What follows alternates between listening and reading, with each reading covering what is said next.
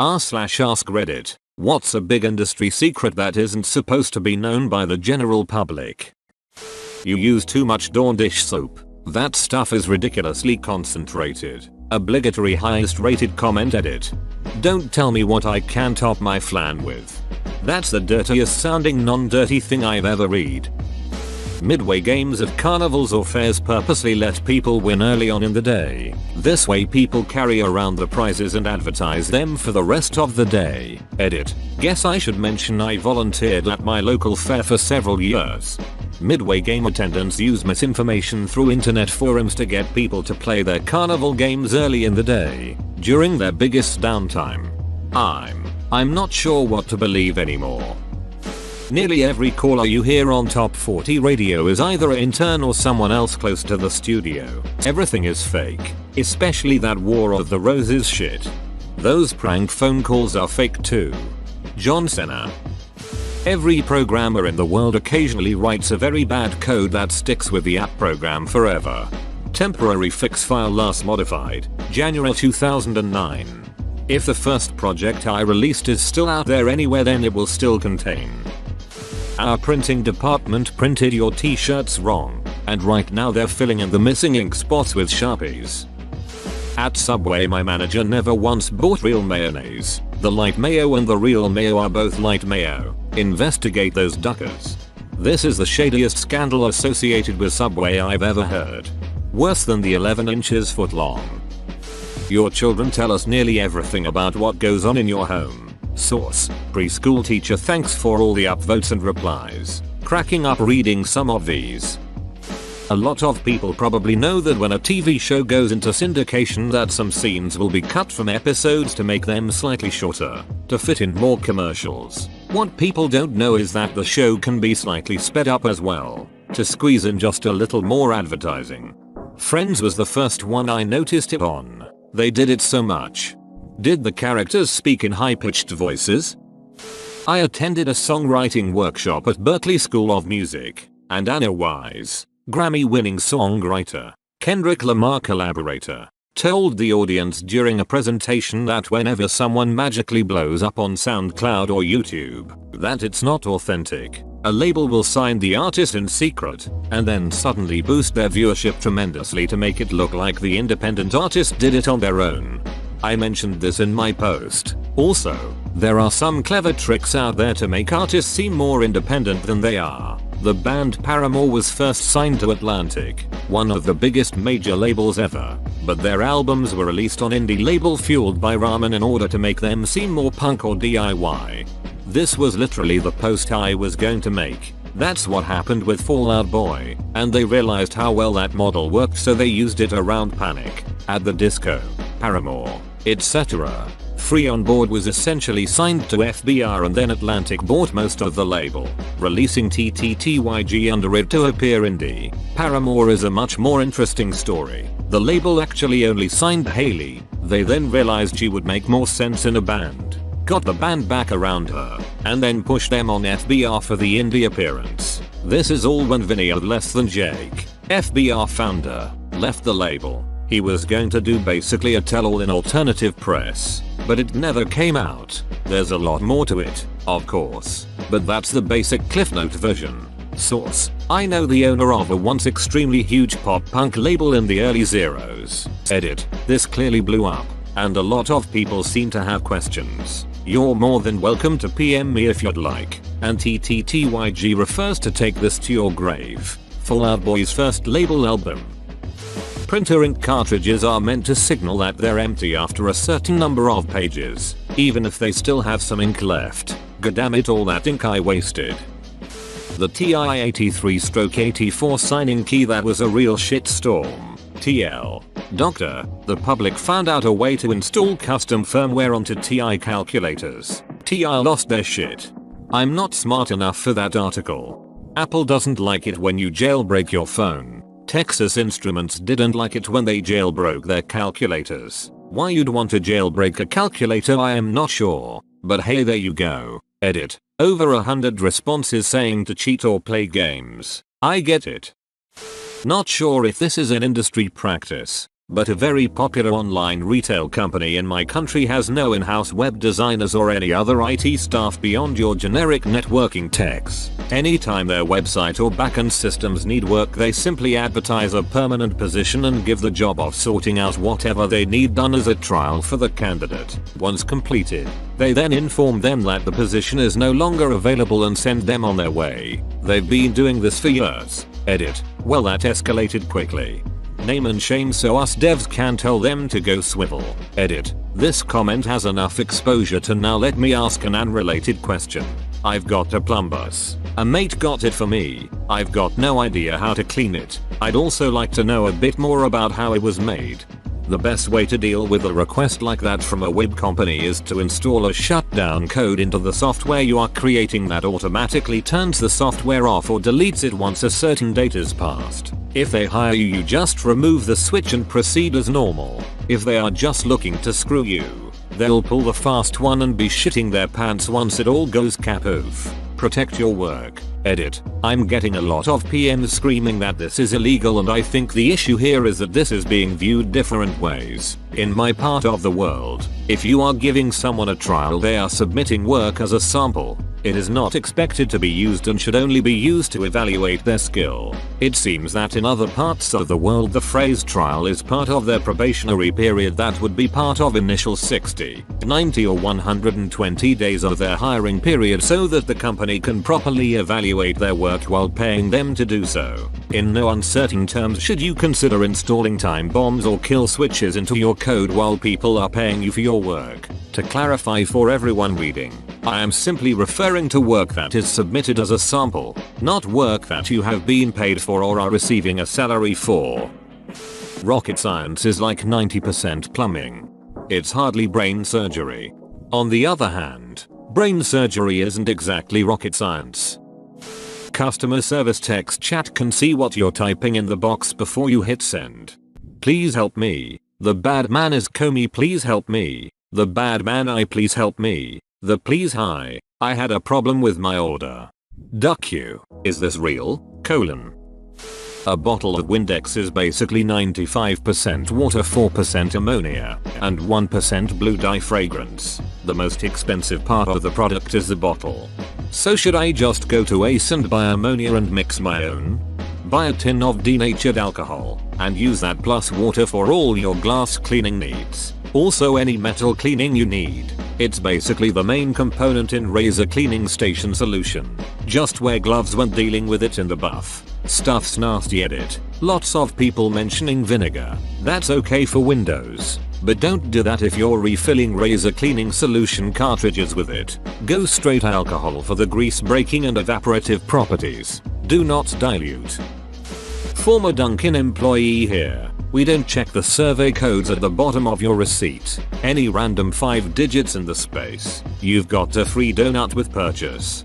Worked back when Sonic would give you a free Route 44 drink with a purchase. Then you got another free Route 44 drink with the receipt of your free Route 44. Such a great summer that was. Edit. Not in before 20 people say I have diabetes. RIP me, I guess. I had no clue. Ask to have the late fee waived. I literally cannot do anything with it until you specifically ask. So you have a late fee of $30 on this. Gee, that's a lot. Why is it so much? That's the late fee we have. I do apologize for that inconvenience. Well, I guess I'll have to pay it then. Okay, so your bill is $150. Do you realize how much that is? Yes, and I do apologize for the inconvenience. Well, can you do something about it? Yes, now I can because you asked. Please stop making me feel guilty that you paid your bill late. Edit. Since so many are asking, I work in insurance for business owners. I'm sorry I'm not the cell phone, bank, mortgage, hospital, etc. company. If it makes you all feel better, I'd waive all of your late fees. I had this happen with my power company. The bill was due 1 week before my paycheck, and in the summer months was always in flux, so I could never budget it properly or I would under budget it. It was my first year living in this particular condo, so I finally called up after having my service disconnected twice. Look, I'm having trouble meeting this payment schedule. Is there any way I can pay an extra amount to prorate onto next month's bill or something so I can offset the payments by a week? No, but we could just move your due date back by a week. Splug. Okay, that works too. You can put your own asparagus in water to make asparagus water. I make my own asparagus water all the time. Smells funny though. Sister made us hot ham water for dinner last night. People in service industries don't actually care about how your day is going. Now I am pretty sure she was flirting with me. I worked at a call center doing outbound telemarketing. I was pretty good at it and it fell on my shoulders to teach the new people. My number one rule was never to ask how their day is going. God forbid they tell you. Open bracket. And where the duck do you go from there? That was many years ago. I got a telemarketing call just last week and they opened up the call with how is your day going? I decided to lay into him with the most depressing shit I could come up with. 99% of the guys girls that you see in ads selling workout supplements don't actually take that crap and are high dosing anabolic steroids. Not only supplements but also trendy workout machines. You're not going to get washboard abs by doing 5 minutes on an elliptical a day. Can confirm. Have washboard abs from doing 6 minutes on elliptical every day. A stupid amount of porn companies are all owned by the same, generically named IT company, MindGeek. Does the illusion of choice really help out porn? Only about 20% of the people working here are actually properly competent and really understand what they're meant to be doing, let alone why. Which industry? Every industry. Source. Have worked in a variety of jobs temping across a huge range of industries over the last decade. Edited to add, this doesn't really apply to any kind of position that could be better described as a vocation than a job. It feels like it shouldn't be a secret, but a lot of people just don't get it. If you find yourself waiting forever to be seen in the air, that's probably a very good thing. We get the serious stuff back there pretty dang quick. Edit. For clarity's sake, a whole lot of pain doesn't automatically make something serious. A broken arm or something hurts like hell. But we're going to take the guy who's sweating and says his chest feels a little tight before you, because he might be dying and you definitely aren't. But also don't lie about having heart attack symptoms to be seen faster. When they find out the truth you will be sent back to the waiting room again and the time you wasted means someone else in dire need could be dying. One worse than this I've seen on a lot of pregnancy forums is women lying about bleeding so they can get an ultrasound at the ED just because they can't wait to see their baby. Makes my ducking head explode. Patient confidentiality just means your name isn't in the story, not that your story won't get told. A certain agitator, for privacy's sake, let's call her Lisa S. Dot. No, that's too obvious. UUH. Let's say L. Simpson. Grocery store bakeries do not bake the cakes they decorate. That stuff comes in frozen. I can't bake you a carrot cake. On top of that, most of the baking in grocery store bakeries is just pulling frozen pastries or muffins or whatever out of a box and panning it up, then putting it in the proofer oven. We don't really make things anymore. Edited for politeness. Friend of mine is a bakery girl for a supermarket. When I worked there, I'd spend half my shift on dead nights talking to her while she puts little frozen bagels or rolls out for the morning crew to bake. They all come in little frozen boxes nowadays. If something comes in fresh, it's a limited special and costs probably 3x as much. I worked in a meats department at a grocery store and people assumed we can in entire carcasses and cut them up. All our shit was pre-packaged just like the stuff on the shelves. We just took it out and made it look nice, then charged more for it. If you asked me to go cut you an X, I'd go in the back and take it out of the package for you. Sure, we did do some cuts but nothing crazy. If you want a specific cut, go to a butcher. When a movie trailer has shots that turn out to be missing from the actual movie, that's not because scenes were cut. Those shots never existed in the movie. The trailer didn't test as well as they wanted, so the studio inserted scenes specifically made for the trailer during additional photography. Or I missed Kylo Ren's lightsaber ignition scene in the movie. The fresh chocolate chip cookie scent that can be smelled outside of the Magic Kingdom bakery is artificial. It's piped out there to draw you into the bakery. They're called smellitzers. They're like targeted scent cannons. Disney also cranks the AC up in the shops in the wintertime, so it feels colder than it actually is, and you think to yourself, man, I better get that Mickey sweatshirt or I'm gonna be freezing all day. You'd think that wouldn't be worth the cost of cranking up the AC, but then you forget they sell their sweatshirts for $75 and actually own their own power plant. Monday's chowder is the weekend's seafood leftovers. Edit. To answer some questions. Yes, this is just one example of the overall theme in most restaurants. Zero waste. Any veg trimmings, chicken trimmings, beef bones get boiled to stock. Leftover entrees are usually tomorrow's open-face lunch Sammy special. Plastic containers are cut in half so everything is able to be scraped out. Second only to quality and consistency of food. Zero waste is the credo to live by.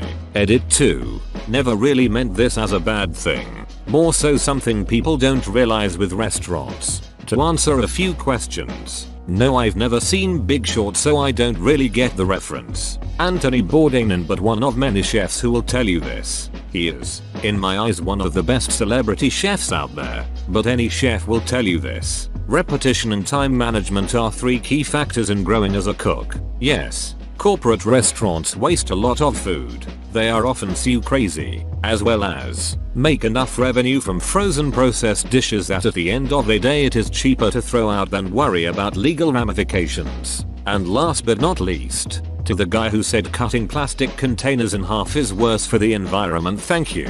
I'm still chuckling. I actually love this. Old burgers get put into chili, carcasses and scraps boiled for stock. Tiny bits of meat blasted from bones with a water jet and formed into a dough. It's all humans not wasting food and creating more tasty things for other humans to eat. As long as the products aren't spoiled or diseased. And I understand they sometimes are, especially when companies don't care. I'm fine with it. My sister was on The Biggest Loser. Jillian and Bob were there 2 maybe 3 days a week. They make it seem like they live there.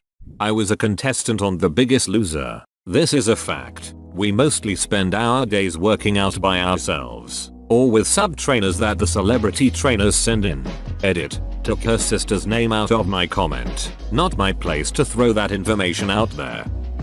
Juries can return a not guilty verdict even if they agree that the defendant broke the law, if they feel the law itself is unjust. This is referred to as jury nullification, and judges do not want jurors to know about it, even going so far as to hold people handing out literature about it in front of courthouses in contempt of court.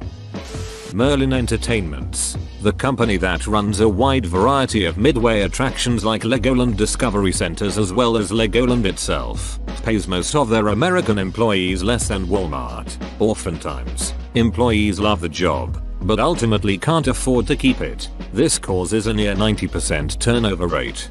This is just about everywhere in the entertainment industry. General rule of thumb. If the job is low skill and fun, it won't pay much because it's super easy to replace people. The other side of this same principle also explains why actuaries make so much money. As call center employee, I can assure you that all of our calls are recorded not for training purposes, but to protect our own asses. Companies have quarterly targets, including shops, so if you're buying, for example, a fancy watch, go in at the very end of the quarter and lowball them. If they haven't hit target for that quarter, then they're often likely to cut you a deal. Something they probably won't do at the start of the quarter. If they've hit target, just wait. Whoa, you made it to the end? You're a ducking beast. I'll cut you a deal. Smash like and subscribe for more curated content, bruh. It's free and that's a great price.